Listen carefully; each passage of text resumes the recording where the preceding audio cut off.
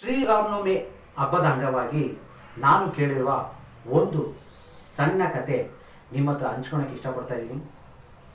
ಸೀತಾಮಾತೆಯ ಹೃದಯವನ್ನು ಗೆಲ್ಲುವುದಕ್ಕೆ ರಾವಣ ಹಲವಾರು ರೂಪವನ್ನು ತಾಳಿದನಂತೆ.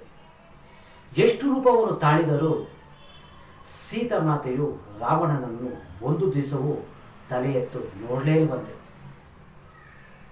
ರಾವಣ ಒಂದು ದಿವಸ ಬಹಳ ಚಿಂತೆಯಿಂದ ಒಂದು ಕಡೆ ಕೂತಿದ್ದಂತೆ.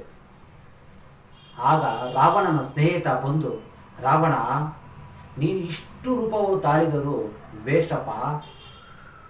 ನೀನು ಸೀತೆಯನ್ನು ಪಡಿಬೇಕಂದರೆ ನೀನು ಯಾಕೆ ಸೀತೆಗೆ ಇಷ್ಟವಾದ ರಾಮನ ರೂಪವನ್ನು ಮಾಡಬಾರದು ಅಂತ ಅವನ ಸ್ನೇಹಿತ ರಾವಣನಿಗೆ ಹೇಳಿದನಂತೆ.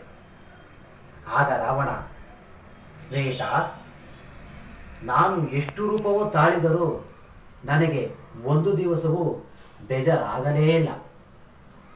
ಆದರೆ ನಾನು ಒಂದು ದಿವಸ ರಾಮನ ರೂಪವನ್ನು ಧರಿಸಿದ್ದಕ್ಕೆ ನನಗೆ ಅರಿವಾಯಿತು ನಾನು ಮಾಡುತ್ತಿರುವುದು ತಪ್ಪು ಎಂದು.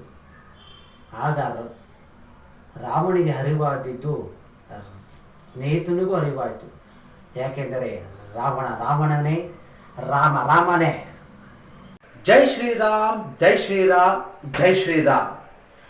ಎಲ್ಲರಿಗೂ ಶ್ರೀರಾಮನವಮಿ ಹಬ್ಬದ ಶುಭಾಶಯಗಳು. ಈ ವಿಡಿಯೋ ನಿಮ್ಗೆ ಇಷ್ಟವಾದಲ್ಲಿ ನೀವು ಮಾಡಬೇಕಾಗಿರೋದಿಷ್ಟೇ, ನಿಮ್ಮ ಫ್ಯಾಮಿಲಿ ಮತ್ತು ಫ್ರೆಂಡ್ ಸರ್ಕಲ್ಗೆ ಪ್ಲೀಸ್ ಶೇರ್ ಮಾಡಿ. ಮತ್ತೊಮ್ಮೆ ನಿಮ್ಮೆಲ್ಲರಿಗೂ ಶ್ರೀರಾಮನವಮಿ ಹಬ್ಬದ ಶುಭಾಶಯಗಳು.